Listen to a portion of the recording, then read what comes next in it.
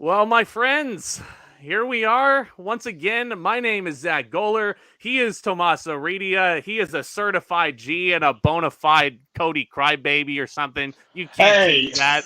Of course, his name down below is Greg Morgan of Good Mic Work. My friend, thank you again so much for stepping onto this podcast. How are you? Absolutely. I am doing great. Ready to talk some Royal Rumble. I think we had this scheduled originally for a week or so ago. Sorry, I missed that one. So we're here now. It's all good. It's been a crazy past couple weeks for both of us. And like I said, we know the Royal Rumble was 2 weeks ago, but we don't care. We love having our buddy Greg on here to talk about Royal Rumbles. And guys, we sure picked the worst time to talk about this specific Rumble, considering all the news going on right now in WWE and considered who won this. Wait a minute. Nobody won this Rumble. That's weird. Yeah. That is very weird. Yeah, Stone Cold threw himself over the top rope, and the ring was just left empty at the end. But anyway, 25 years old, Royal Rumble 1999. I own this event on VHS, and I watched it a lot. Obviously, I was probably too young to watch this live. But, Greg, I understand that you were like a heavy WWF guy in the Attitude Era. So what was the hype like going into this? It was pretty good because, I would have been like 22, and I had people over for this show. I remember it well, but I definitely remember being super baffled by like the Rumble itself and what they did in the finish, and like what's happening to Royal Rumbles. We can just hang out in the bathrooms now and do commentary, and there was some of that I actually didn't like about it because I'm such a like stickler for tradition and stuff. But leading up to it, I thought it was pretty good because we were just a couple weeks removed from Mankind's big victory on Raw over The Rock, and that was a huge, awesome deal. So that was probably the majority of where my interest was, because I felt like Austin was another kind of shoe-in to win the Rumble, which is why I can understand why they did what they did here to not make it, give him a three victories in a row. So it was kind of more like Mankind and Austin driven for my interest. Yeah. You know, they really leaned into the, hey, you didn't go over the top rope. You were not eliminated. And they took the story. And we'll get into this when we actually talk about the Rumble. But the story was only about three things: Austin, Vince, and everybody else trying to collect the bounty. Because I feel like WWF knew that, hey, nobody really cares about anybody in this Rumble other than Austin and Vince. So why care about the other 28 people? So, like we'll talk about later, Vince put the bounty on Austin. Anyone who can eliminate Stone Cold will get, what was it, $10,000 or $100,000? $100,000. Probably 100, knowing Vince. 10,000, that's chump change. Yeah, it is chump change. It's Vince, not going to make the joke right now. But anyway, Royal Rumble 1999 was actually very close by Disneyland, close by Greg's neck of the woods right now in Anaheim, in the Arrowhead Pond, as it was known. From what I'm hearing, is a horrible arena in terms of like just going to Ducks games and all that, from everything I hear from my friends who are into like the hockey thing and all that. But you know what else nobody cared about, Greg, really was this undercard, because this was a two-match show. It was a two-match show. We open up with a match that allegedly was made on the pre-show. Road Dogg versus Big Boss Man. DX versus Corporate Team. Nothing really much to write home about this. It was just made on the pre-show, probably just to pad out the show to 6 matches to make it an even number. You look at 2024 and you see we had a 4-match Rumble card with, a world title, a US title, and 2 Rumble matches. And it kind of really makes you wonder why they felt the need to pad out this card. Probably because they were getting charged $40 for this show back in the day. But it's just like, you look at these first 2 matches, and these are Raw matches. You have the tag team champions, who are not the New Age Outlaws. It's Bossman and Ken Shamrock. Wrap your head around that team. They're in the corporation, but still. But you have Bossman and Shamrock just taking on the New Age Outlaws back-to-back and one-on-one matches. This is a Greg special. This is his favorite triple Monday Night Raw. Split the tag team title match and have 2 regular singles matches. So there really wasn't much. Again, like, the Attitude Era is great. We talk about Austin, Rock, Taker, Kane, Vince, all this crazy stuff that was going along, the ladder matches and all that. But when you really break it down to the undercard, not a lot of stars. Yeah, other pay-per-views were like this too, especially in 98. There was a few like that. Who reviewed that King of the Ring 98? We had like the Head and Shoulders match. Did I do that with you guys? Yeah, like shit like that is going on all the time. So at least this one at least these guys were doing stuff. It's one half of the Outlaws, and Boss Man, he was recently returned to the company and not really being pushed, but he had a role. So did you, Greg? Did you prefer babyface Boss Man or heel Boss Man? Oh God, it was tough because babyface Boss Man was around when I was a little bit younger, and I didn't mind that goofy ass gimmick. As an adult, I liked him in the riot gear, the sunglasses and the Billy Club, with that that outfit and that song before. I don't know, it was just a little too cartoony for me. So I think I like this version of Boss Man, but I just like Ray Traylor in general. He's just a hell of a wrestler and athlete. So I'm a supporter of him, regardless of whether he was a guardian angel or whether he's corporate Boss Man or not. We can all agree this is better than Big Bubba in WCW. He was. I like Big Bubba, the NWA version. For sure. Yeah. No, he was certainly serving hard times on the other side, but here he is. He beats Road Dogg with a sidewalk slam in a pretty good match. I thought it was a good choice for an opener. It certainly got the crowd hyped up. But we also, the other half of the tag team special, the split tag team special, Shamrock, who Zodiac Z in the chat mentioned was a double champion at the time, is defending the IC title against the one Billy Gunn. Disregard the badass nickname and the ticker. He's the one Billy Gunn. He always was the one Billy Gunn. He's the one. Yeah, he's the greatest gimmick of all time, where they knew Billy Gunn, he's our guy. Did he win King of the Ring? He did. Yeah, he won King of the Ring. I was at that show. Oh man, that was probably a trip to watch. Fourth row, sat next to Vlad. Oh, nice. Yeah.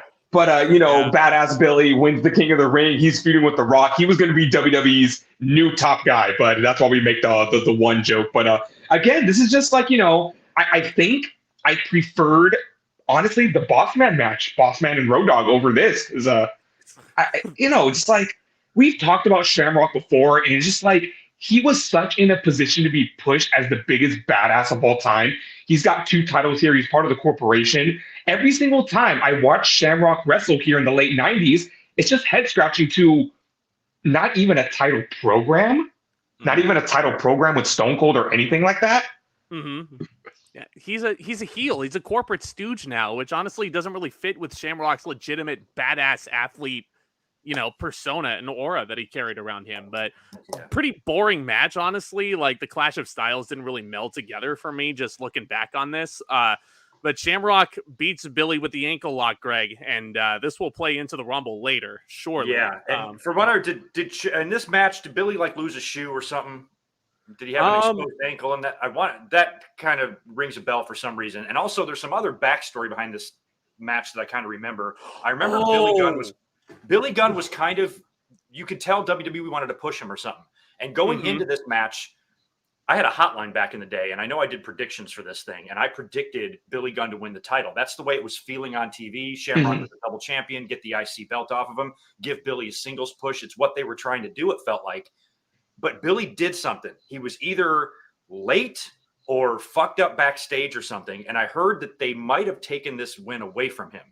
And I think if I remember right, it was funny. It looked like Road Dogg was on a trajectory to win the hardcore title, and Billy was on a trajectory to win the Intercontinental. But then after the Rumble, Billy didn't win, and I think they swapped it. I think Road Dogg wound up winning the Intercontinental title, and Billy won the hardcore around February, like right around this time of that year. And like I said, I can't remember the exact story, but if we look that up or Google it or something, there might be some story about Billy Gunn getting in trouble or doing something behavior-wise that took this championship win away from him.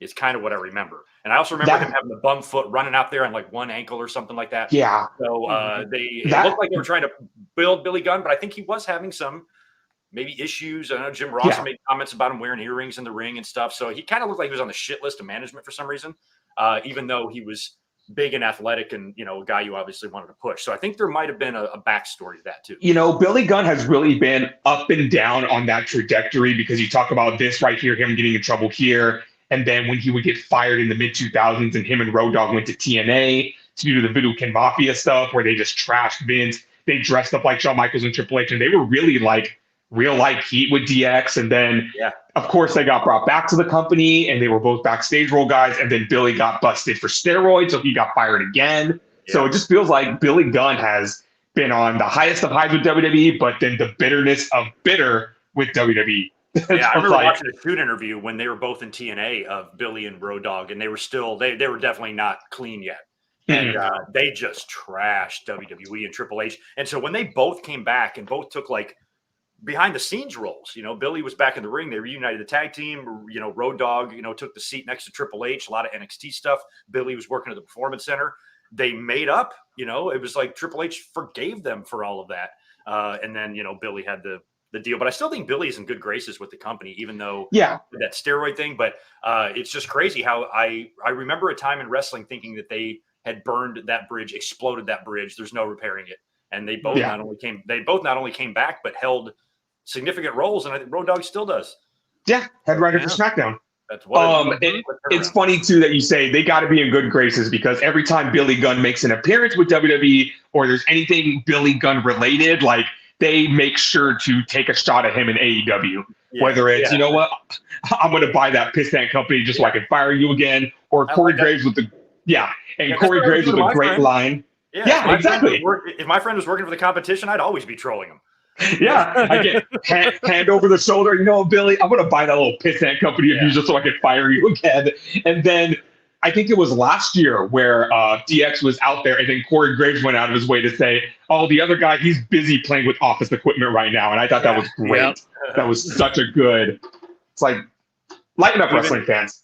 He even had Kurt Angle as an honorary member of DX that night. That's right. But no, it's interesting you say Billy just totally lost all momentum by getting in trouble. I mean, this is a feud where it was centered around him mooning Ken Shamrock's sister in storyline. That's right. Yeah. That is right. And that got Billy a title shot somehow. So Attitude Era. And for the fact checkers that might be watching this, I'm not 100% sure about that story. That's just what I remember. Something about that with Billy Gunn. I think he was supposed to win that, but I could be misremembering it. It's 25 years. It makes sense. It makes sense also because both of the Outlaws took losses, and I feel like, you know, they would want to do a 50-50 thing here. Bossman and Road Dogg, not for a title, but since Shamrock and Billy was for the title, you know, it kind of like, I don't want to use the term buried, but like, really put DX behind the 8 ball, even though we're post Shawn Michaels injury. We are fully into like Triple H starting to become, you know, the McMahon Helmsley era. So it's just like DX was kind of on his last leg, even though X-Pac, man, he was keeping that shit alive. He refused to let DX die. I think they might have just tried to break up Outlaws too early. I think I would have ran them with them because they would reunite later in '99, right? Mm-hmm. Well, yes. I mean, I just feel like they should have never broken them up and then do the big single split in another year. Yeah. Maybe it would have worked better. And if there's one thing we can tell about the product today, is that you could tell back then, Vince, even up to like as recently, Vince was very, well, if these two guys are going to go singles, they can't be affiliated with each other. But then you look at teams today, it's like, hey, we can still have these guys do single stuff. Doesn't mean you have to break up their team. Right. Yeah. Yeah. But we're so conditioned to feel that teams have to break up in order to be single stars. And it's like, no, look at the New Day. Kofi Kingston was champion and he was in a 3-man stable. It can happen. Yeah. You mentioned X-Pac, Tomas. European title match is on this card. X-Pac defending against the very cool and very mysterious Gangrel. I feel like if I were watching in the Attitude Era, I would have been so stoked to see this, because X-Pac was like one of my favorites looking back and like just seeing all those old tapes. And Gangrel just looked like such a cool presence, and he had the best entrance, I think, this whole time period. Him spitting out the blood in the theme song. That's how you do a freaking vampire gimmick. But this match, 5 minutes, there was a screwed up referee 3 count. Everybody thought Gangrel was the new champion, and then X-Pac like just hits his heel kick and hits an X Factor and beats him. And I'm like, what is this? I was expecting Gangrel to win the title. I felt like we were doing a little mini feud here. Man, this is a pay-per-view match. I kind of thought Gangrel, if he didn't win the title here, he'd win it somewhere else, but I don't think he ever did. No, I don't think he ever won a title. No, I thought he was on the path to the European title, though. I thought Gangrel was a big enough star then to like pull off some upset win here with a bloodbath or brood interference or something, but He was so over, man. X-Pac was so over too, and he wouldn't let. Like DX I said, X-Pac would not let DX down. Oh, let me tell you a fun story real quick.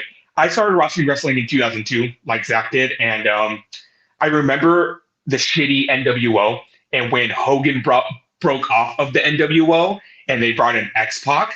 I remember my goddad came over. He would come over a lot. And he goes like, "Oh, guys, like we were little, so we didn't know DX, WCW, none of that." So he goes, "Oh, there's this new guy in the NWO. His name is X-Pac." And I look at my brother and go, "His name is Xbox?" Xbox, yes. Xbox. Every time I hear X-Pac, I always think of Xbox. I'm like, yep, that's what I called him when I was a kid. That's Xbox. Yeah, that's a new gimmick that I never knew I needed. But X-Pac retains the title. There's a DX promo back there with Triple H talking about how it's every man for himself, and the great Chyna is there with him, and she's like, and woman, because it's, she's the first woman to ever enter a Royal Rumble, as we'll get to. But Chyna, the original Rhea Ripley, we love you. We love you. Yeah, I don't know if we talked about Chyna too much on our reviews, but Greg, do you have any like really, really, really like great memories of Chyna? Because she was such a trailblazer in professional wrestling. There will never be another one like Chyna. She was definitely probably one of the first to have that presence and really get in there and get dirty with the guys. Yeah, I have great memories of her because I watched when she debuted, just casually watching Raw one night, and she jumps over and grabs Marlene and just shaking her around and all this. I'm like, who the fuck is this? And she was such a specimen for that time to look at. And she's out there body slamming dudes. And at the time, WCW had Miss Tech or Jacqueline, was out there doing some of that. But Chyna was she just looked crazy. And I remember me and my friends like, what is that thing that grabbed Marlena? Like, that's just incredible. And then when she got kind of integrated into Triple H's gimmick and how perfectly that worked, because he never really found it. He had Mr. Hughes and he had Mr. Perfect and a lot of misters. He had a random valets follow him to the ring all the time. He never, Sable, he never really found his person. And then Chyna was just like, it was like worked instantly. You didn't even have to test it and see if it was going to work. It was like instant. Like the minute she burst onto the scene, I'm like, oh, he's got a woman for a heater. That's the way to do it right there. She's like a Wonder Woman figure, honestly. Yeah. Like a big Amazonian goddess who will. Yeah, you didn't see a whole lot of that around. No. Like when I was a kid, Moolah was champion. She looked like my grandma, and so Chyna, Chyna is out there just jacked, looking like The Rock with tits. And it's amazing. Yeah. Like she was crazy. Just an unbelievable rock hard specimen ass kicker. Yeah. She was so perfect for them when they needed it the most. So she was an excellent addition, and she got over just because of that. Because you didn't see there weren't any Jade Cargills yet and stuff. So Chyna being there was like unbelievable. I feel like when it came to star power though, and she was over in WCW, it's a shame we never got an Alundra Blaze Chyna match, because that definitely would be the closest thing to a matchup when it came to those two. Yeah. Well, and I mean, Chyna was so over that WCW tried to make their own version of her with Asia. And it's like, wow, you didn't even try to be subtle there. Yeah, I know. Yeah. They did a lot of Asia in Oklahoma. They had a lot of knockoffs and stuff. Mm-hmm. Makes me think of that Celebrity Jeopardy segment on SNL where they're spoofing John Travolta and he's supposed to be stupid. And this is an audio daily double. Name this country. Asia. I don't know why that just makes me think of it.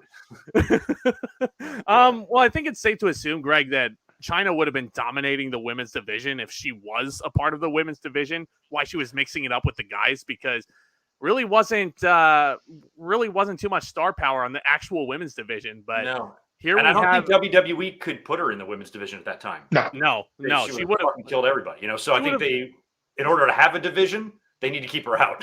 Yes. So or at least until they decide. It took them 4 years to get her in there.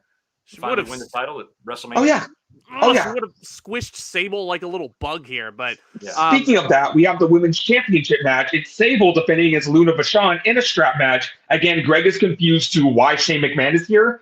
We don't know why he's here. I've done a review and a watch along on the show, and I've watched this pay-per-view like a bunch of times in my life, and I cannot remember. The only thing I can think of is Sable was kind of doing, Vince kind of had him under his control in 98. maybe Shane is a part of this, and he's just getting in there to try to control or maybe screw Sable out of the title if for whatever reason. That's my guess. Is this post Mean Street Posse with Shane? Is he fully like with the McMahons now? No, I think this is pre Mean Street Posse. It is. Oh man! Yeah. So no, the posse, to my knowledge, didn't come in until I want to say his feud with Test in the summer of this year. Yeah, but I was at WrestleMania 15 when his match with X-Pac. There was no posse for that, I don't think either. Yeah, it was Test at ringside. Yeah, it wasn't the posse. Yeah, but that's right, because Shane was the referee for Survivor Series when Rock won the title. So that was definitely So we're still very Shane's still very fresh into his career here. Shane hit TV, I think, in October or something, or maybe in the summer. It's late in '98. So you know what? It would make sense that we don't know why Shane is here. He still doesn't have his niche. Just doing his dad's bidding, I guess. Greg, I have this question for you. How much did it frustrate you that Luna Vachon was basically put in this position? She is such like a badass in her own right. She's very old school, and she's basically here just to get Sable over, even though we know. Here's the thing. In the late 90s, I understood Sable's role, and I actually prefer her much more here as opposed to her later run, like in 2003. But it's like, you could tell how green she was. And even though the Sable Bomb was good, I just feel like this was such a bad opponent just to make Sable look good. I do think these two had decent chemistry with one another, but it's like Luna Vachon should not be put in this position. This is like putting Beth Phoenix against, I don't know. Beth Phoenix versus Christy Hemme. Yeah, Christy Hemme or something. Yeah, that's the way they wanted to get Sable in the ring. They've been feuding for a while. I was also at Unforgiven the previous year when they had the bra and panties match. That's right. Yeah, Sable and Luna, and so Luna always had to do this. Luna did the same thing with Alundra. I think they kind of used her to be an opponent for Blaze at some point. I know she was like feuding with Sherry a little bit. It always seemed like they were using Luna as the heel, but they never gave her the title when she was probably one of the most accomplished and capable women they had ever had there. But I mean, Sable was the star. Sable had the Playboy, and so Sable was kind of the beginning of models who wrestle. Yeah. And after that, it was, next thing Tori and Stacy, they're all in the ring. And they were, in my mind, I always kind of separated the Sables and Tories and Stacys from the Mollys and Victorias and Jackies and shit like that. Oh, yeah. So this Sable kind of started this trend of the hot chicks in the ring with no wrestling training, and having them, mix in with actual wrestlers was probably a source of frustration for Luna and Molly and a lot of women who trained and worked and knew how to work and had to put over bikini models. I'd be pissed too. Yeah. Mm-hmm. There was definitely that separation there. And it just feels like, I mean, I don't know if this is a very accurate comparison, but I feel like Sable back then is how I feel about Maxine Dupree now. I very, very, very much want to cheer for her. But then you see the performance in the ring and it's just like, look, I'm still going to defend you because I see your plucky attitude. I see the moxie. You're very hard to dislike, but it's just like, ooh, goddamn, it's hard to ignore. I can't ignore it when, I was watching Royal Rumble with Zack, and when Maxine Dupree hit the head scissors, it's just like, honey, I want to cheer for you. I do. But even then, don't you dare compare Maxine Dupree to Sable ever again. Maxine Dupree is much better. Maxine's the best. I got a picture of her on my ceiling right now. She's awesome. You say that like I don't. I really do like her energy. I love it when she gets excited. She's like, I kind of like that. And these days, my frustration of having maybe less trained women or women that are there more for their looks than her athletic ability, those you don't really see that a whole lot. And I don't even think Maxine is there for that. I mean, she is still in very good shape and she is an athlete. She can do stuff and maybe she can get better. She does appear to be more like a Sable and a Tori than maybe some of the women they currently have there. But I can live with one of them. It's when half the roster is that way. We don't have 10 Maxines. Exactly. We've got one, and she's pretty easy to like you said. Exactly. Yeah. Even though she's clunky in the ring, I still love her. Her attitude is she's working with Gable. She'll get better. Maybe these things will she'll improve a little bit in the ring. She's still young as hell. Yeah. And she's like 10. I think that stuff will get better. And I don't think she's going to be like a Dana Brooke. I think she's going to have. I think Dana Brooke was actually better than Maxine in the ring, but I think Maxine's going to have more. Thank you. I think Maxine's going to have more success. I think she's just really likable, and hopefully some of those other problems they can work around. And plus, I'm not expecting Maxine to really ever be a champion. No. Yeah, I can live with how she's presented. Yeah. Comparison aside, that's just how I feel with the whole Sable thing, and it just has to be super frustrating. Like Sable's got to be like 6-0 against Luna Vachon. Like one victory is fine, but it just feels like Vachon never ever got to be Sable when she should be able to squish her like a bug. Yeah, and should have been a shoot. Yeah, the Sable would have been dead. Instead, this is the gimmick where they're touching all four corners, Eddie Guerrero JBL style. It's tied up 3-3. Luna's going to go touch the fourth corner, and out comes Tori. Tori freaking jumps the guardrail. They were running the obsessed fan gimmick with her and Sable in the build-up to Mania 15. It wasn't revealed that it was Tori at the time, but it's pretty much the exact same thing they're doing with Lyra Valkyria and Tatum Paxley in NXT right now.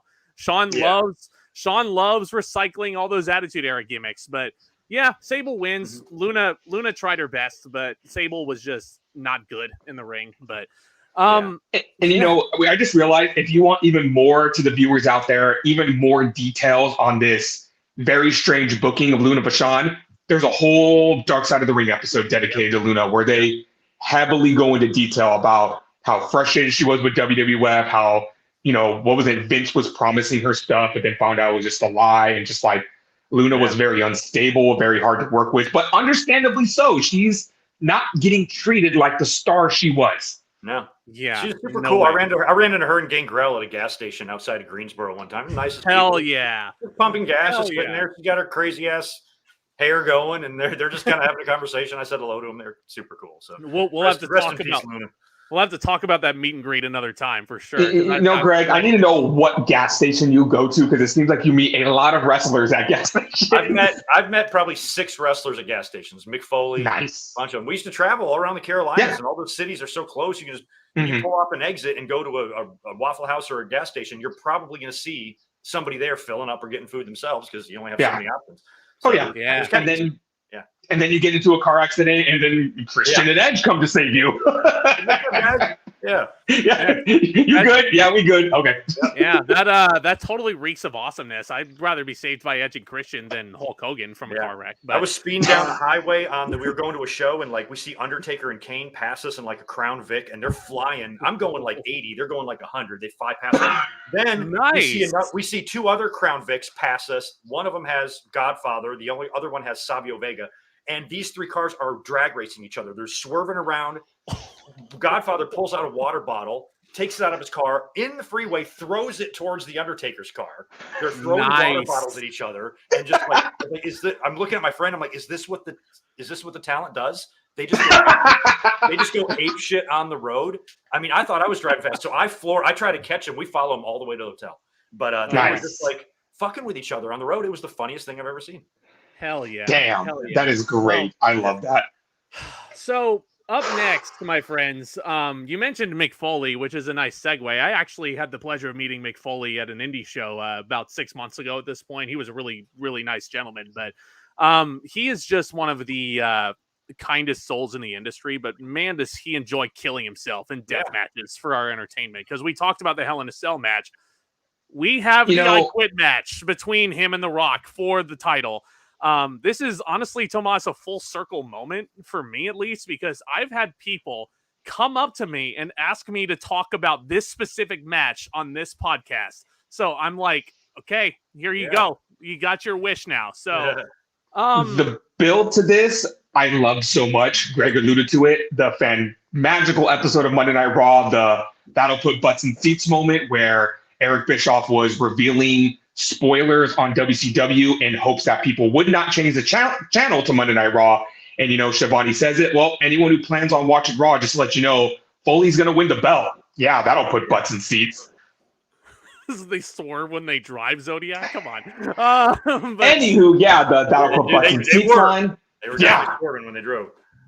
Yeah, well, I don't know if it put butts in seats, but it definitely had fingers pressing the button to flip the channel, and that was the end of the Monday Night War right there. That one single line, that one mistake Bischoff made, thinking nobody cares about Mankind winning the title. Nope, Mankind wins the title. It's probably one of the greatest moments in Monday Night Raw history. But here's the rematch where Rock, ironically, is begging Foley for a rematch, and Rock wants a rematch against Foley. Foley says, absolutely not. Okay, how about a hardcore match? No, not a hardcore match. A false count anywhere match? Absolutely not, Rock. Well, fine, I quit. You said it. An I quit match. There you go. Beautiful promo. I love that segment so much. The fact that The Rock is the one begging Foley for the title shot. Yeah. And Foley being the babyface telling Rock, you're simply not championship material. You know, and I'm like, great. That's freaking awesome. But Greg, I have to ask you, because this honestly feels like such a unique build to a title match, because you have the heel, The Rock, challenging Mankind, and it's almost like the insurmountable obstacles are on the villain here. It feels so different because Mankind has never said I quit in his career. He's been blown up. He's gone through like beds of glass and beds of nails. He's been thrown off of Hell in a Cell. He's never quit. Yeah. So it's like... I thought he was going to easily win this because I didn't realize we were about to be hot potato in this belt for the next 4 weeks or whatever they were doing here. So I actually did not think, I'm like, he's not going to win the title and then just drop it 2 weeks later. But then again, this is 1999. I should have seen it. Yeah. And viewers, say hello. Say hello to a Vince Russo specialty. Yeah. I've been waiting to say that. I'm like, they're going to have to come up with something silly because they're not going to have Foley quit. So what are they going to do? Either Foley retains or they pull some shenanigans, and it was shenanigans. Good Lord. Well, okay. Now refresh my memory, Greg. After this, is this where they have the halftime heat match in February, and that's where Foley wins the title back? Yep. And so then that was back again. Yeah. So that was the definition. They both win the title twice in like 6 weeks. Yeah. Which is crazy. It is crazy. Bro, that's how you get the ratings. You talk about, tuning into Jerry Springer style television. I'll tell you how you tune in. You got to swap the title over and over again. It's a prop, bro. Yeah. That's all it is. The World Heavyweight Championship, Mankind gets a feel-good moment, and then The Rock cheats to beat him at the Rumble. Yeah, why not? Now, let me ask you, Greg, did you think this match was going to be as brutal as it was, to the point where Foley revealed in the that's Brett's documentary, which Beyond the Mat, the Beyond the Mat documentary, that Foley's family was sitting ringside for this, and apparently Rock got heat with Foley because Foley asked Rock, like, hey, my kids are in the audience, let's try not to, don't do anything too horrible to me. And then the match happens, the segment where they're showing that, and they keep flashing to Foley's kids, and it's just like, these kids are watching their father literally get his brains bashed in by The Rock, by Uncle Dwayne. Uncle Dwayne. I'm not even sure. I think it was just a regrettable parenting decision by Foley. I don't even think that he was telling Rock to maybe go easy on him. I think the issue was Rock just hit him a few extra times. I think the plan was to do the bunch of chair shots and the handcuffs and the whole thing. I know he gimmicked his head a little bit. I remember in Beyond the Mat, he's like, you hit me on the wrong side or whatever he said to him there. So I think that Foley in those days, I'm not sure if he was really thinking like how much that could traumatize his kids, even though you can explain to them that daddy's just working, all you want when they're 6, they're going to freak out, and they did. I think just being there that close, it made for a great shot of the documentary, Colette freaking out and taking the kids to the back and all that. But I don't know for a match like that, if it was the best decision for Foley. Be like, just sit at ringside. It's gonna be fine. Yeah, exactly. As a fan going in, we were all worried because we're off now every time Mankind gets in a match, especially a gimmick match, you have the King of the Ring, the Hell in the Cell, to remember. So he's going to feel a personal obligation to outdo it. So during the match, we were all wondering where the big bump was. And then when he hit the electrical thing and sparks came out and the power went out, we were like, oh, that was it? I remember actually being like, that was a cool spot, but that's not Hell in the Cell or whatever. And it was like, visually speaking, I'm so guilty about wanting more. Visually speaking, it was cool, but no actual electrical sparks hit Mick Foley or anything. Right, he wasn't actually electrocuted, but so I should have known that wasn't I should have known he wasn't done. The thing is, the match actually started out really fun, though, because they start brawling on the outside. The Rock gets on the commentary booth, and he starts jaw-jacking with Jerry Lawler. And Jerry Lawler, being a member of the corporate team, kissing The Rock's ass, and The Rock is telling him to shut up. And I'm like, that's really entertaining. What I think made this match as great as it was is that I don't think, story-wise and on the mic-wise, like, nobody had better chemistry than Rock and Mankind, because they were just going at each other this entire time. And some of my favorite moments in this match don't even come from The Rock. They come from Foley, because Rock is asking, Mankind if he wants to quit. And Mankind goes, "Kiss my ass, Rock." And it's just like, it's hilarious. Do that. Yeah, no, yeah. Rock was also like, "Oh, you piss yourself." Exactly. Kiss his ass. I know. That was my favorite part, when Mankind is beating the shit out of Rock. He asks him to quit, and Rock says, "You can kiss the Rock's ass." It's like, on the mic in these kind of matches, this and Halftime Heat, you couldn't get better than Rock and Foley. They just like bounced off of each other very, very well. And hate to say it, Foley was just the perfect punching bag for The Rock. He was the definition of the guy that could, get on the mic and say something, get on commentary, say something, make office pun after office pun after office pun in the Halftime Heat match. These two, like, this is probably my favorite pairing of the Attitude Era. Like, these guys are like, it's the perfect combination of the super handsome, like, jock, and, the nerdy, fat, old, ugly guy. And they just paired so perfectly together. You could write a movie with these two, and I would go watch it 6 times. The Rock's antics were like, his heel antics are one of the reasons why he's my favorite of all time. One of my favorite moments in this match, Rock grabs a ring bell and he goes up to Mankind, just dings the bell like right on top of his head, and he starts singing "Adrenaline in my soul." No, he doesn't. No, he doesn't. No, that would have been fucking awesome. It would have been. He looked 25 years in the future. It's like, God damn it, Dusty's kid. We're gonna get into it, aren't we? Yep. It's the most heelish thing The Rock has ever done. That's for sure. But yeah, they fight up the concourse. There's a ladder involved, and Jerry Lawler says it's not a ladder match, but you always see ladders in these hardcore matches. But he takes the bump onto the circuit board, and then the handcuffs come out. And this is where it gets really uncomfortable. The plan was, I guess, Greg, he was only supposed to hit McFoley 3 times in the head with a chair. I'm not even sure how many times. I just know it was more than it was supposed to be. A lot more. Yeah.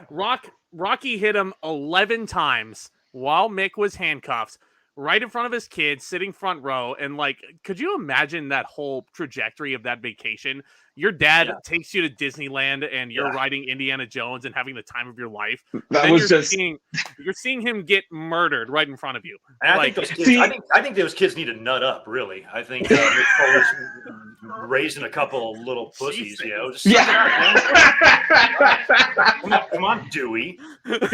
Dewey and Noah, like, come on. Yeah, you're right. Come on, man. You can take it. I'm kidding. Exactly. Those kids are so young. Poor little Noel. Exactly. Greg, did I ever tell you I actually met Noel at WrestleMania 31? Oh, really? Oh, that's cool. That was, it was a great moment. It was me and my cousin. We were sitting there, and my cousin goes, "Dude, it's Foley's daughter." And I go, "Seriously?" And we're like, "Yeah." And we do the whole, "No, you go up to her. No, you go up to her. No, you go up to her. No, you go." So, okay, fine. I'll go up to her. I go up to her. I go, "Noel?" And she goes, "Oh, hi." I go, "Can I have your autograph, please?"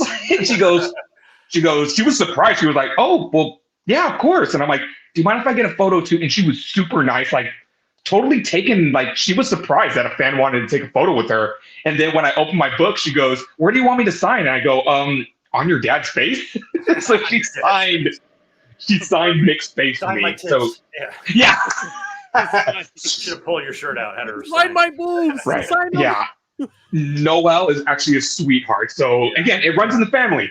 Yeah, I'll never look at her as anything else like other than a little kid. Like Dustin and Terry Runnels' daughter Dakota is all old now. She's grown up. They're both beautiful women, but I remember them as like little 6-year-olds on TV, and I can never envision them anything other than kids. I'm like, oh yeah, everybody does grow up. Dustin's a grandfather now, dude. Like, that's insane. So when people talk shit about, like, I know Noel's boyfriend's a piece of shit, but people was like, "Oh, look at Mick's bimbo daughter." I'm like, no. I've met her. She's nice. Be nice to her. Yeah. Anywho, so Foley's kids are traumatized. Greg, how did you feel about this handcuff spot? Because it's definitely the most iconic part of this match in particular. Yeah, it was definitely hard to watch. I had people over and we all kind of looked at each other like, damn, like just every like shot like this. But I'm still in the mindset of Foley is not going to lose. So I'm like, how is he going to get out of this? That was my biggest thought. But it was definitely, I'm not even sure if I realized I don't think I recognized the magnitude of the chair shots until like after and you hear the story. It was brutal, but I certainly couldn't tell by watching that there was anything too wrong. I don't even think the pay-per-view was showing much of the kids. I don't think you even saw any of that. No. They might have shown them a couple times, but it wasn't like beyond the mat that was focused on them. And so I think just watching it, I just thought it was another brutal Mick Foley performance. I didn't really think there was much else to it other than Foley's crazy, and he allowed himself just to get hammered in the head and face, a dozen times. Those kids saw Uncle Dwayne beat the shit out of Dad, and it's just like, I have to agree with you, Greg. It's like, again, Big Four, huge rematch for the title. I don't think Rock can afford to take it easy on him. You know what I mean? If this was a house show, then yeah, sure, they could play it safe the entire time. Yeah. This is like the semi-main event to Royal Rumble, man. Like, this ain't the time to be taking it easy on people. I saw them wrestle in a house show, a hardcore match, and they didn't even take it easy. Foley was putting like a vice on the Rock's crotch. I mean, they were using chairs, everything. Weapons, and I'm like, this is a house show, and they're out there killing each other. So Foley just does whatever, man. They went for it, man. They went for it. So then we have the controversial finish that even now in 2024, I look at this and go, oh, God. Huh? So again, Rock is asking over and over, you quit. He puts the microphone to Mankind's mouth, and you can clearly tell it's an audio clip. It's an audio clip of Mankind from the build screaming, I quit, I quit. The match is over. The Rock has regained the WWF Championship. And, it's one of those finishes where you kind of have to suspend your disbelief because it's like clearly, it was an audio clip played from the speakers. But they heard Mankind's voice say, I quit. By technicality, they tried to do this finish again in 2012 with John Cena and The Miz, and there it was even worse because they did the whole cell phone and like it just didn't seem right at all. But here, how did you feel about this finish, Greg? Like now and as you experienced with it? I was mad because I liked Rock, but I wasn't like fully on Team Rock yet. I was more of an Austin guy, and I loved Mick Foley. So the fact that Foley won the title and had that moment on January 4th, and that was a taped show. Like we talked about the Shivani thing. Like Shivani told all the casuals about that, and that the ratings popped up. Anybody who followed stuff already knew Foley won the title. I did. My friend called me at work Wednesday morning because they taped Raw on Tuesdays back then, and he was like, "Foley won the title last night." I'm like, "Mankind?" And he's like, "Yeah, he beats the Rock. It's going to air this week on Raw." And I'm like, "Holy shit! Okay, so that's awesome." Yeah. So most hardcores knew, and then Tony sent the rest of them over, all the casuals. So it was idiot. So could you imagine that if was he such a actually great said, could you imagine if he actually said Dude Love won the title? Oh yeah. He should have.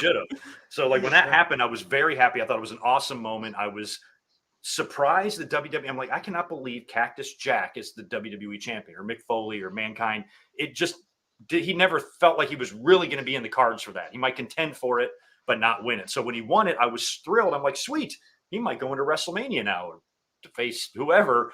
So I was surprised that he lost that quick, and I was upset. So I didn't love the finish because I was kind of anti-Rock a little bit at the time. I'm like, fuck this guy. But and I didn't think it was that creative because of what you said about the recording, how it was clearly, I quit. If Mick Foley was really going to quit, he was going to probably mumble it because he's a mess face down on concrete. He sounded like pretty clear, screaming at full voice. So it was out cold. He was out cold. There was no way that he could have said, I quit. I mean, also, take into consideration that The Rock said, I quit, a dozen times in this match alone. He did. That's my biggest issue with I quit matches. Even if you're saying in reference, I'm going to make you say I quit, you still said I quit, you lose the match. You should it's just like when Big Show lost the title when his foot went through the table. Yeah. A technicality is a technicality. So next time, keep your mouth shut and don't say those two words. Say IQ. I'm going to make you say IQ, and you know what I'm talking about. You're going to say those two magic words, but this is an ultimate performance from Mick Foley here, up there with Hell in a Cell. The Rock comes off like the biggest heel in the business, and he looks like a freaking Samoan savage, big Sayuli over there, High Chief Sayuli. It's just insane. It's insane to see. Rock was he had the booby surgery. He had the yes, that's right. I thought about that. Because, Greg, I remember way back in the day. Back in the day when you used to do Q&As, you got up a question and it said, do you know why The Rock wrestled in a shirt in 2000? And you go, I actually do know that. I know exactly why I did it. Because he had titty surgery. And then he finally took it off at WrestleMania 15, but he still kind of had some of the scars left. But yeah, he was just doing that to cover the scars of his titty surgery. Sometimes you got to get titty surgery. It's all right. Yeah. Yeah, absolutely. Again, on this channel, we do not judge Triple H came out as bisexual. It's totally okay. Yeah. The Rock had a boob job. It's okay. Yeah. We judge everybody. You want to get tits? Get tits. Yes. Yeah. And if you want to admit that you're bisexual in the middle of a match, you go right ahead, Triple H. Yeah. You go right ahead. Go right ahead. All right. Oh boy. 30-man Royal Rumble where only 2 people mattered. Hold on. It's Stone Cold Steve Austin versus Mr. McMahon in the main event, and you also have like 28 other guys who are going to have a battle royal around them. Like that's pretty much what this match was. Like, is it just me, Greg, or between 1998 and like 2000, the Royal Rumble match was like this? Nobody else mattered except for Stone Cold and like one other person. Substitute with that with The Rock. It was either Stone Cold, Rock, and insert name here, Vince, Big Show. It's like. Were they already predetermined to be 1 and 2? It was. Yep. Austin? Yeah. Okay. Yes. Yeah. Mm-hmm. And it was also predetermined that Chyna was number 30 going into. That's right. When she almost killed Vince when she threw him over the top rope and he hanged himself. Wish she would have did it for real. Yeah. So Stone Cold comes out there number 1, and there's no music that's played, and the camera's just pointing at the entranceway, and they're talking about some jacked looking dude walking down there. So Stone Cold is wrestling, by himself for about 90 seconds, and the crowd. So like we talked about earlier, the whole gimmick of this Royal Rumble is only Stone Cold and Vince matter. So we got to make all these other people relevant. So Vince tells everyone, whoever eliminates Stone Cold's going to get $100,000. So basically, what do these wrestlers want? Do they want a title shot at WrestleMania, or do they want the $100,000 bounty? They should want both. They should want both, theoretically. But it sure seems like they care more about the bounty than they do the WrestleMania title shot. Yeah, you get more. You'd make more for the title shot. Yeah. You got to put Austin through some adversity here because Vince is damn sick and tired, damn sick and tired per the video package of Austin holding the title. He puts Austin through a gauntlet, has him beat Taker in a buried alive match at the previous pay-per-view to qualify, but then they just constantly pull out number 1 for him out of the tumbler, right? And they're like, we're going to make Stone Cold number 1. He's got to go the distance. So Austin's beating the crap out of Vince for a while, and all intents and purposes, he should have tossed Vince out right away. After that beating, he's taking it, but dumb baby faces, even in 1999. Out comes number 3. What is a Golga? What is a Golga? Yeah. Golga's awesome. Greg, what is it? It looks like John Tenta. Golga is Earthquake. It looks like John Tenta wearing a gold mask carrying an Eric Cartman doll. John. It pretty much is. I think that was. Looked like he slimmed down a little bit too. He wasn't as big. It didn't seem like he was in his Golga. Whatever Tenta, whatever floats your boat, and whatever gets you over, because he was over. The oddities were over. Yeah, they were very over with their dubbed over ICP song because the crowd was dancing along with it. Make the joke, Zack. Make the joke. Hands like this. And I'm like, seriously? You're the craziest, Zack, have you seen the movie Family? It stars the actress that played Piper in Orange is the New Black. I think it was like a 2-year-old movie, and she's an asshole, but she kind of has to babysit a niece, and they end up going to the niece wants to become a juggalo, and the whole thing ends at like a ICP concert. It's a really good movie. You should look up. It's called Family. Just called Family. One word. Family. Maybe 2 years old, but it's ICPs in that, and it's like about kids who want to be juggalos. It's hilarious. No way. Shout out to ICP. I need to watch that for sure. Look it up. And that's what I was going to say. The Oddity, such a random amalgamation of the randomest wrestlers ever. Yeah. But it's 1998, and the Insane Clown Posse is the most popular rap group in the world, next to NWA, mind you. And since the ICP backs up the Oddities, everybody loves these guys. It was a good fit. It gave them a good act to come out and crowd dance just to be a part of the show. It was actually, I liked the Oddities. They had a good kind of presentation, and they were all whack. It gave them a reason to use Kurgan, Silva, these big guys. They were trying to find an answer to the Giant in WCW. And they had Kurgan and they had Silva, but I don't know, just think Oddities were better for them. Yeah, it was just like if 1998 could walk and talk, it would be the Oddities. Yeah. That's what it was. They would sign the Giant the next month, but Up next, Golga's tossed out right away, and then you see the fighting up in the concourse, and it's been a setup this whole time. The corporate team was in the ladies' restroom for whatever reason, just waiting around. It sounds very sus these days, and they assault Stone Cold in the women's restroom. Basically, gives them an excuse for Stone Cold to take a nap in an ambulance for 20 entries, so he doesn't have to work the whole match. So, but in any case, the ring starts filling up. Draws is in there all by himself. Someone who looks like a very young Adam Copeland follows as well. They called him Edge. Edge. Yeah, no, I remember him. Yeah, he probably. What happened to him after last year? He wrestled Sheamus, and we haven't seen him since. Some dude named he's Adam. Retired now. He lives. He lives in Kansas with his wife Sarah and his kids. I think he has a twin brother named Adam, and he told him to go wrestle in AEW. It's pretty cool. He uses his music and everything. That's pretty cool. Cope Open. That is pretty cool. Cope Open. Yeah. Oh, Cope Open. Well, Draws and Edge are fighting, and out comes Gilbert.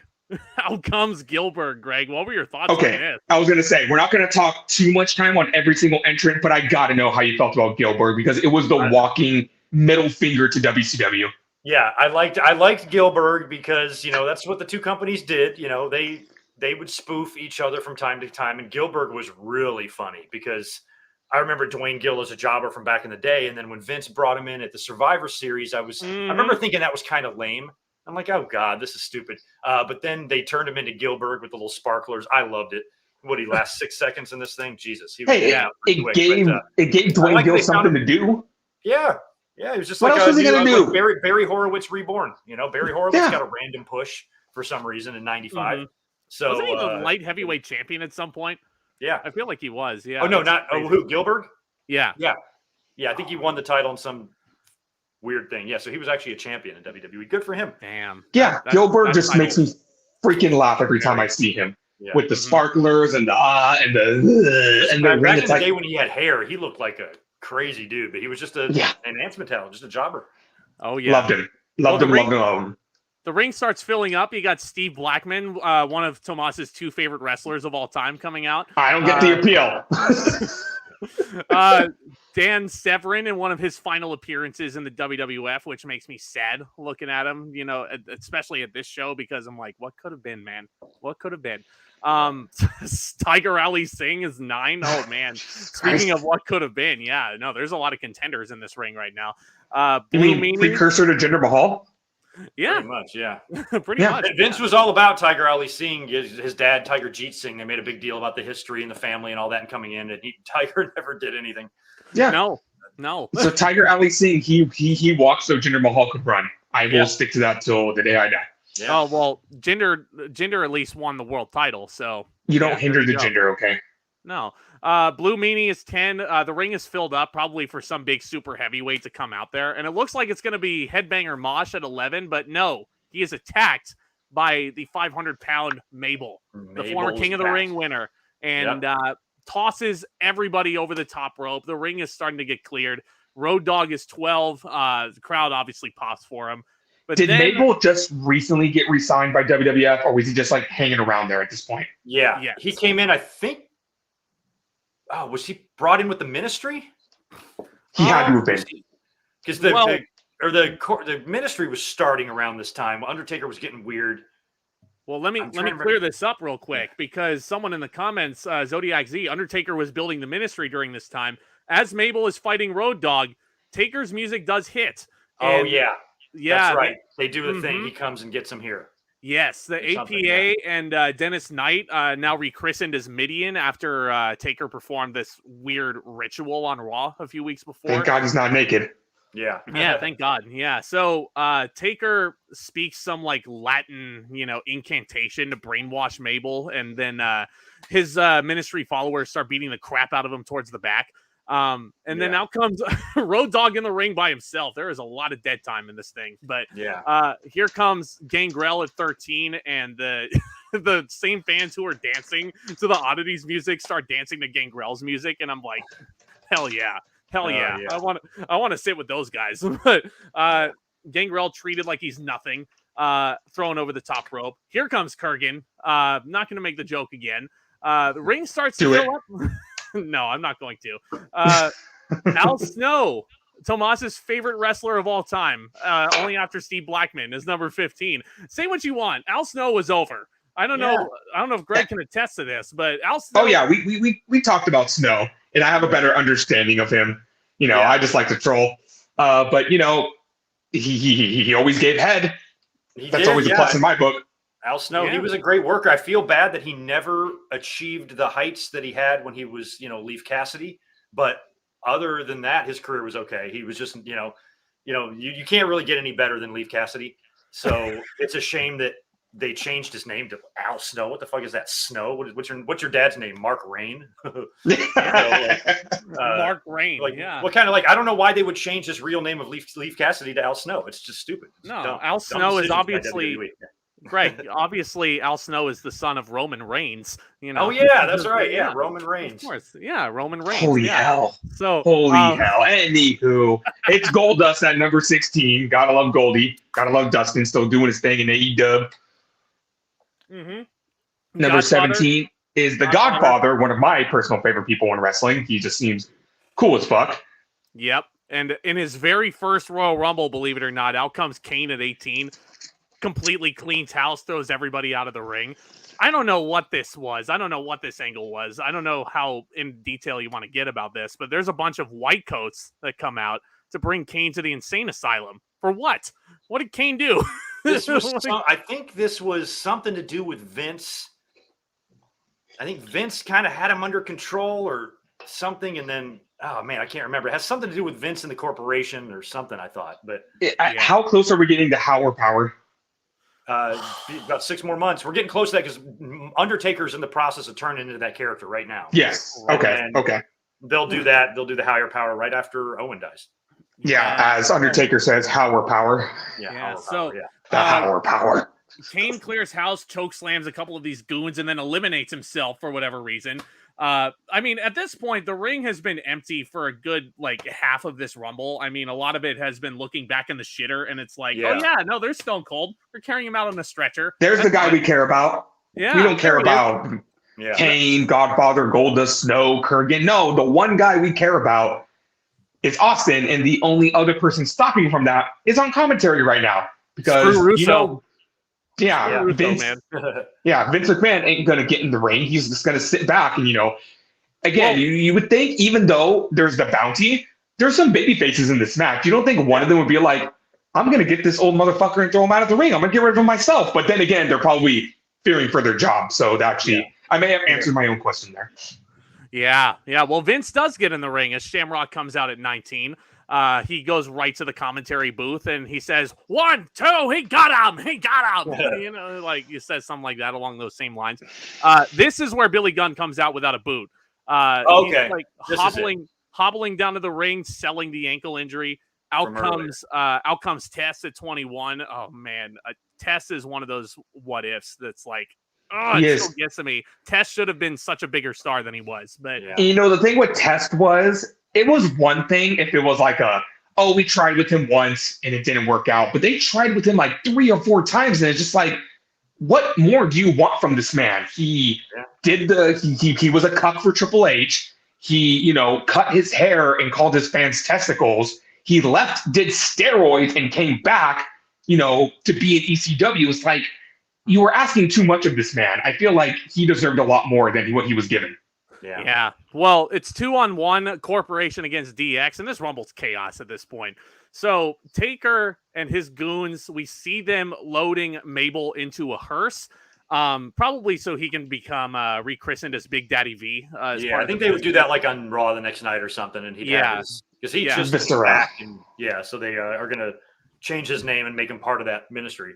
Yeah, make him the 5th in the Big Daddy lineage. Best thing for him. Yeah. My stance on factions, they're the best thing for these people that got nothing else to do. What else was Mabel going to do? Yeah. What else was Midian going to do? I was surprised they re-signed him, and I'm it was crazy to see him back. So this was way better than Men on a Mission and Whoop, there it is, and all that. So way better than King Mabel, that's for sure. Yeah, in the hands like this. So Stone Cold finally gets back to the arena, driving the ambulance. number 22's buzzer goes off, and Austin starts walking down to Big Boss Man's theme for whatever reason. But because the Boss Man, I think, was coming out. Yeah, Boss Man follows right behind Austin. Austin starts cleaning house. Shamrock is thrown out. Now the ring starts filling up for this finale. You have Triple H at 23. You have Val Venus at 24. Hopefully, that's my favorite wrestler. Yeah, I hope he doesn't. Venus. No. Yeah, no. I hope he doesn't give out cryptocurrency advice to any of the other So I think X-Pac 25, and then you have Mark Henry, Sexual Chocolate at 26.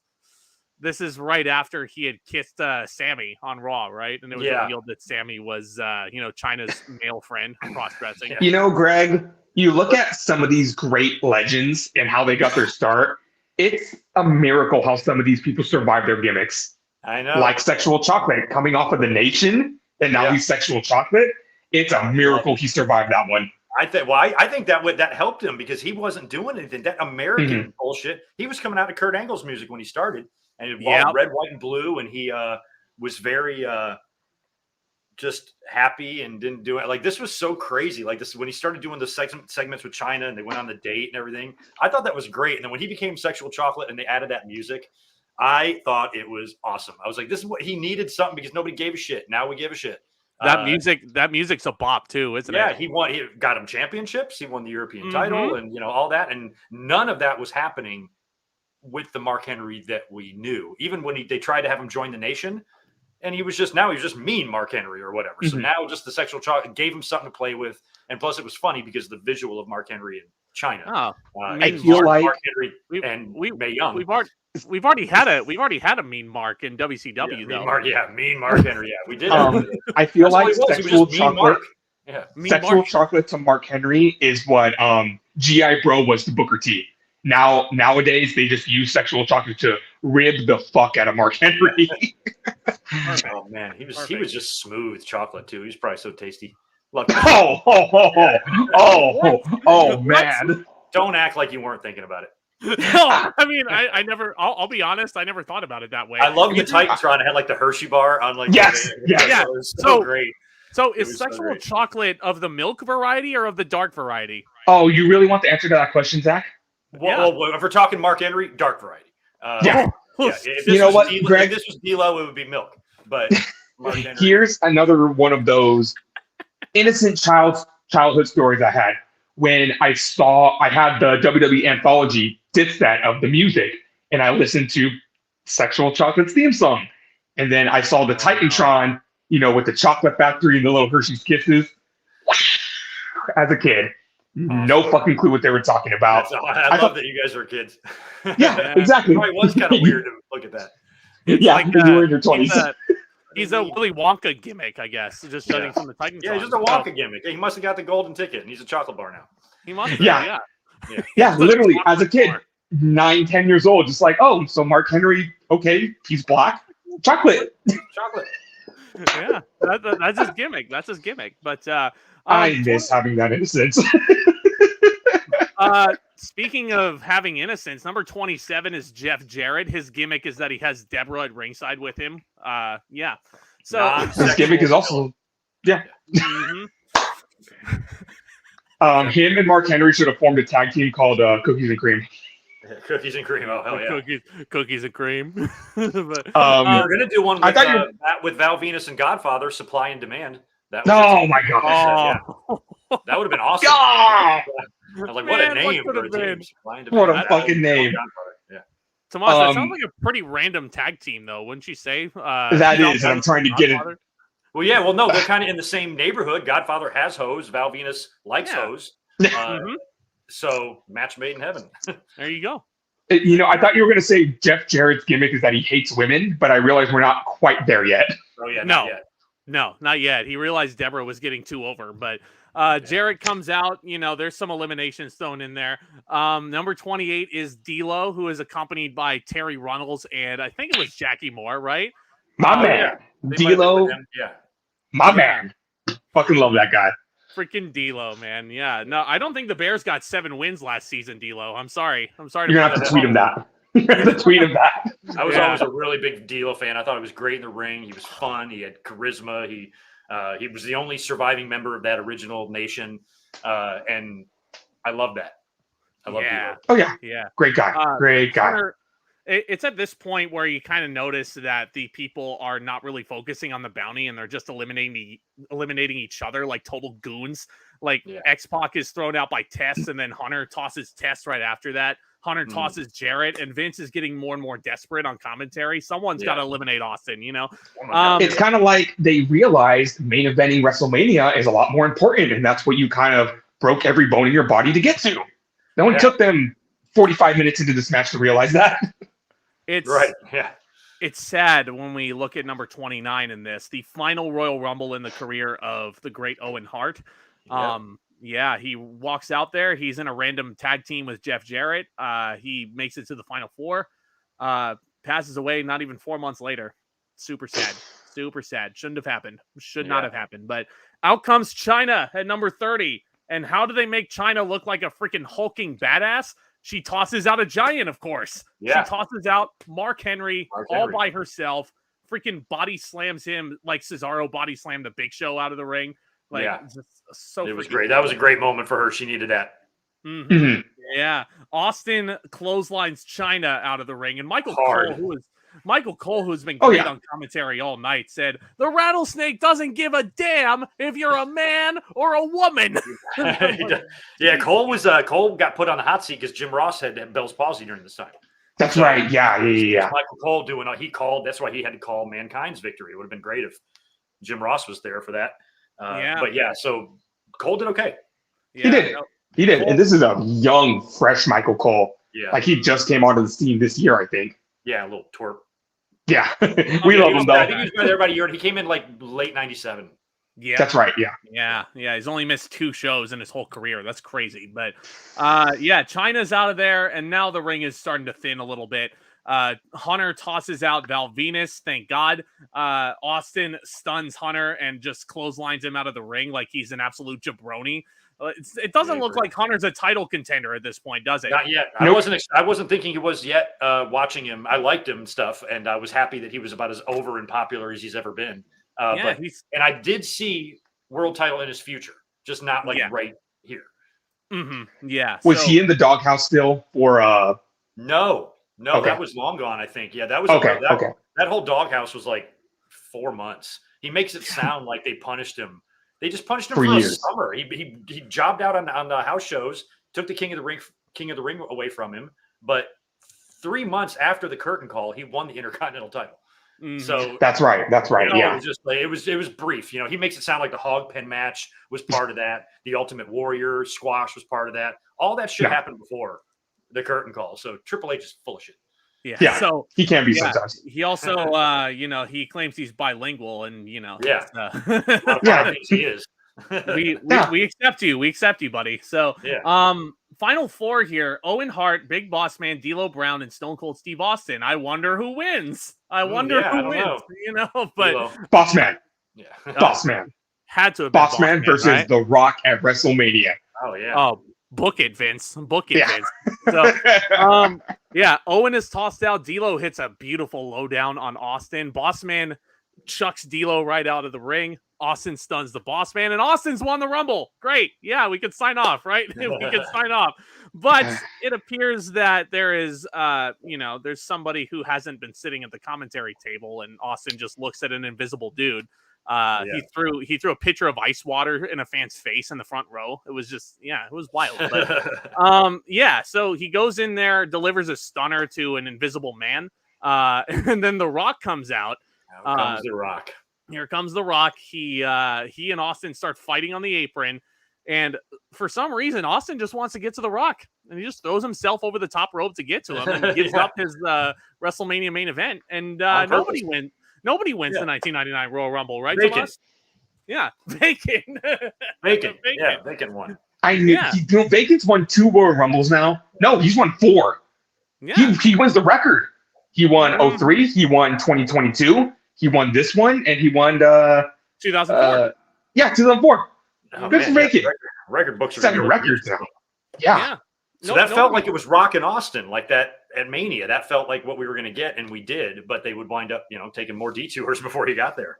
Do you think that's just why this happened? They just didn't want Austin to do 3 in a row and just make it a little different. I think it was probably going to be Austin winning the title again at WrestleMania, and so WWE was like, well, let's 3 in a row would be weird. Let's just do something crazy, and they would just undo it the very next night. Yeah, I don't know if you remember that segment with Austin and Sean, and they're both wasted. And they're on the Tron. That's right. They filmed it at Sean's house, and you could tell Austin couldn't cut his promo. He was slubbing up his words, and he was red faced, and they had just been drinking the whole time, waiting for that to shoot that, and then they just kind of undid the whole thing and put together that cage match for Valentine's Day Massacre. How sad were you when you saw that Vince won the Rumble watching live? Not that sad, but definitely I didn't love it because we already had seen The Rock win the title back, so that was disappointing. And then for this to happen, I knew I wasn't too freaked out because even then I'm like, well, Vince isn't going to go to WrestleMania to face the champion. No.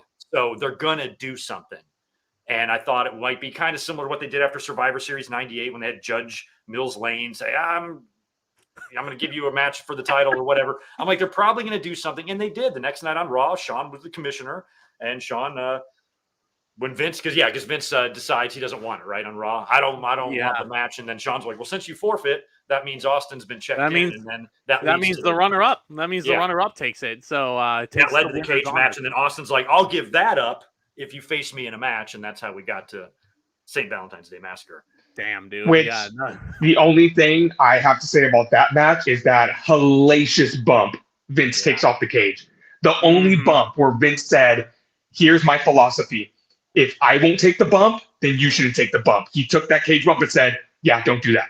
In a lot of ways, that's as gnarly as the Hell in the Cell bump to me. Like the way he landed like that. I mean, it might not have been as high up, but that was I don't know how that didn't kill the bastard. Stupid. It was that stupid. Is crazy how that is the only bump Vince has ever taken where he's like, yeah, don't fucking do that. Yeah, that was a loud pop in our apartment, especially the way Vince flew. Like when Austin hit his head, it looked like there was a springboard that he flew backwards. He like jumped so far back to like make the table bump. Like, God dang, he like literally exploded off the stage. Bounces off the announce table. Yeah. We are far, far, far removed today of giving Vince credit. So all we're gonna say is, you dumb motherfucker for taking that bump. You dumb motherfucker for booking yourself to win the 1999 Royal Rumble. Yeah, Greg, you make a really good point saying that, WWF wanted to mix things up. It's kind of a lot like what's going on this year with WrestleMania. Instead of just boringly giving us Roman Reigns and Cody Rhodes, let's have some fun with it. And you know what, Greg? We were all with you when we were all freaking out on Friday. I remember we called each other and we were just screaming and cursing at each other. But after a couple of days, we were just like, after Raw, we were just like, guys, I think we just got worked. I'm still not thinking that they had all of this planned. I think that they definitely did some changing, and stuff. I'm like, I can't see them expecting Rock to get booed and all this stuff. And why did Cody say he's not going to face him at WrestleMania? But either way, like, it's comforting to know that when fans were like, are you fucking kidding me? That they're like, okay, maybe we won't do that. So, it's just like, it's the most interesting and like intriguing because I'm like questioning myself. I'm like, this is a work, or maybe it's not, or maybe it is. Actually, I don't think it is. I think it's back, but it's definitely a work. I like that. I've never experienced this before. Meanwhile, you probably experienced this like every other month in the 90s. Yeah, we did. Really did. It's easily the most heelish thing The Rock has done since his I Quit match on this show. That's for sure. Yeah. But it was a fun enough Rumble anchored by 2 matches. The undercard really wasn't a factor per se. All anyone really talks about is the title match and the Rumble match itself being controversial as it was. But Greg, and 25 years later, they're memorable. Both of them. Yeah, they are. Especially Rock and Mankind. This is probably my favorite match between the two. Yeah. Explains why we're sitting here talking about it right now. But when I remember on the halftime heat, I was at a Super Bowl party, but I programmed my VCR to tape it. Tape halftime heat, because that was another tape match. So I knew it was kind of weird that both of Foley's title wins I knew ahead of time. Yeah. But they taped the empty arena probably at the last TVs or whatever. So I think that match was a couple of days old when it aired. So you knew that Foley was going to win the title back. You just didn't know how, and he used like a forklift and all that. I love that. That is, it's also just like, again, the interactions Foley and Rock had, the fact that Rock like just quit the entire time, and he could because there was nobody in the building, nobody to stop him. no microphones to be used, and it was great. And what did Foley tell you, Zach? What did Foley tell you when you asked about him and Rock? I did. Yeah, I asked him about the empty arena match, and like, oh man, just the fact you were like, rolling down the stairs, like how much of that was planned? And he's like, I'll tell you what, Rocky and I always improvised. Let's just go down the stairs now. They're fun. They made it fun. I know that it was Lawler might have originated the empty arena match. He was in a really big, famous one in like the mid '80s and stuff. And I never thought something like that would work. I'm like, you need the crowd and stuff. And remember, like we saw with the pandemic. It's crazy because in 2019 NXT did a halftime heat show with a 6-man tag in an empty arena. 1 year later, I remember saying out loud, "Okay, we're never going to get that again because that was poorly timed." Yeah, because WWE during the halftime heat, I remember on Raw they were like, halftime shows at the Super Bowl are stupid, and I'm like, everybody kind of likes those. They're like, don't watch that shit. Come watch us. That way you don't have to put up with the nonsense or whatever. That was their way of selling it. So I don't even know what they did for it. I don't know what they did for a number, but they literally they had to work it out with USA to where it aired at halftime. Yeah, you don't know when halftime is going to be. So or maybe it was MTV. I forgot where. But here's the thing: if it is USA, who the hell is watching CSI Law and Order during the Super Bowl? Yeah, nobody. But back in maybe just back in those days, it might have been harder to pull something like that off. And then maybe now it would be a little easier. Yeah. But or maybe 93-year-old Nancy Jones is just like, what are they doing? They turned off my CSI for fucking wrestling. Why would you want to watch a halftime show with Gloria Estefan, Stevie Wonder, and the Big Bad Voodoo Daddy when you can? I'm sure they were huge names back then. Yeah, Gloria Estefan, hell yeah. Yeah, I'm sure that was huge. Like I was going to say, like I'm excited for Usher on Sunday. Sue me. Sue me. Yeah, but guys, this has always been, it's fun as always to talk about these old shows, and it's always fun to have Greg Morgan on. Where can we find you? Go over to my YouTube page right now, Good Mic Work Commentaries. I just posted this morning a big review of yesterday's WrestleMania kickoff. And you can find me over on the Twitters at Good Mic Work. Just put Good Mic Work into your Google. You'll see me. You'll see me. But YouTube is my primary place. Go there. On the road to 50,000 subscribers. We're trying to get there. So hook me up. Come find me. Come join. You may not want to take his word, though, because you never know when a crazy thing in wrestling is going to happen, and he'll have to come up for the 9th day in a row and put up a podcast about it. Our heads are spinning on the road to WrestleMania. But not just WrestleMania, we will be here again reviewing AEW Revolution in March. Of course, we got the Elimination Chamber pay-per-view coming up on the 23rd, I believe. We have our retros. We have so much going on in the road to WrestleMania. So we're so happy to have you guys. Thank you again, Greg, for joining us. And we very much look forward working with you again. Yeah, we will be doing it again real soon. Thank you so much, guys. Thanks, Hell yeah, man. All right, take it easy, bro. Take it easy.